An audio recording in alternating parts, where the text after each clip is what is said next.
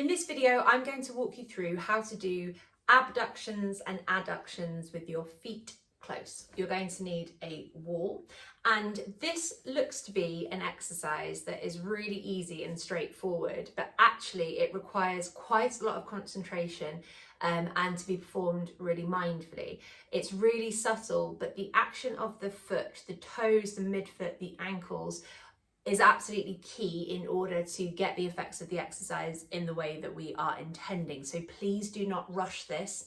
Slow control and really focusing on your feet is what will make you get the work happening correctly, rather than just trying to rush through it, flap your knees around and hurry. And really that attitude goes for all exercises, but very specifically this one. It's very easy to compensate and therefore you won't get the effects of the exercise. So we are going to come to a wall, and excuse the angle here, but I wanted to get the camera set up in such a way that you could see my feet and legs as the sort of the main thing rather than my head.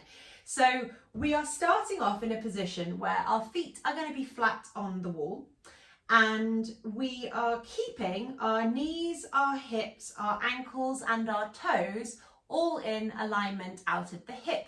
So notice when I say ankles and toes, your ankles and toes are separate entities. So lots of people who are so kind of stiff through their feet, dysfunctional through their feet, I will say keep your feet parallel from the ankles and the toes, and actually they've got the toes out to the side like this. So you're keeping the toes, ankles, knees and hips all in a straight line.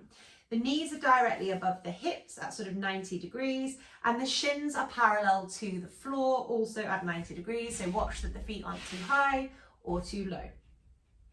Your upper body is relaxed, so the spine is relaxed, the pelvis is relaxed on the floor, and you're feeling grounded through your pelvis. So if you feel like your pelvis is like lifting up and away, scoot yourself backwards slightly perhaps, so that you feel like the kind of triangle platey bit at the bottom of your spine is flat and grounded. The upper body is going to be completely relaxed, palms are facing up here. We are focusing solely on our feet, lower legs, knees and thighs and hips really. So we're doing the feet close version. There is also a feet wide version. Notice once again that I talked about that parallel alignment of the feet. We've got hips, knees, ankles, toes in alignment, and we are slowly going to take our knees wide as far as we can, but only as far as we can go, maintaining contact on the wall with the sides of our feet. So I'm making sure that the outside edge of my feet here stay against the wall. I feel a bit wobbly. I don't feel like I'm quite in the right position here. So make sure that the outside edge of the feet stay against the wall.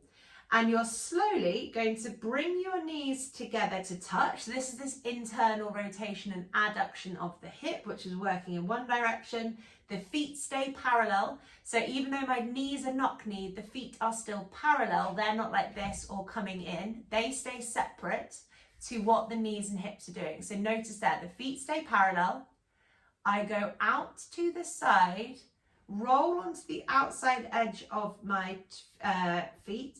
You might only be able to go about here if your hips don't rotate very well, and that's absolutely fine. So it's about working within a range of movement that feels comfortable for you. That might be about here for you, and it's better that you stick here at this level and do it well than try and take your knees really wide and then lose the foot position. Okay, so now I'm going to talk about the feet. So this is, obviously your feet are moving onto the outside edge. That is clear. So I want to appreciate the fact that your feet are moving onto the outside edge, but the outside edge is staying in contact with the wall. But what you are not doing is moving your toes relative to your ankles. So this is the correct position. Can you see here how my ankles, arches of my feet, big toe joint and big toe are all parallel facing the ceiling?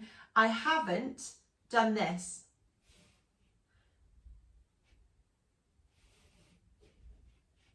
So if your feet move, and you'll hear the noise of the feet moving against the wall if your feet are moving, you're not controlling the movement correctly. So the feet stay still. Everything that you're doing is really focusing on what the feet are doing rather than how wide the knees are going. So you very gently roll onto the outside edge of your feet, keeping the toes still. There is no scraping of the feet against the wall, and you're going to, even if you want to, point the toes slightly so they keep facing up to the ceiling, and you'll feel the arches of your feet wake up a little bit. So that sort of pointing of the toe is some plantar flexion through that foot, and it's going to wake up the arches of the feet slightly, and it's going to help you stay controlled. So the feet stay still, I pivot around the edge of the feet, the knees touch, and then I do the same thing again. The feet rock onto the outside edge, but there's no movement up and down or side to side throughout my feet. So we are not doing this, and this kind of movement here of the feet is what will change everything. This exercise is a really good exercise for eliminating tibial torsion when you control the foot position, it goes without saying. It's also great for evening out a femur disparity. So if your femurs and your kneecaps kind of face in slightly different directions, it can be really good for restoring a neutral femur position, balancing off the pelvis, relaxing upper body compensation that might be caused by sort of hip and foot dysfunction. So really there's lots and lots of things going on here, but the toes staying over the ankles as you move out to the side is absolutely critical. So that is abductions and adductions with feet close.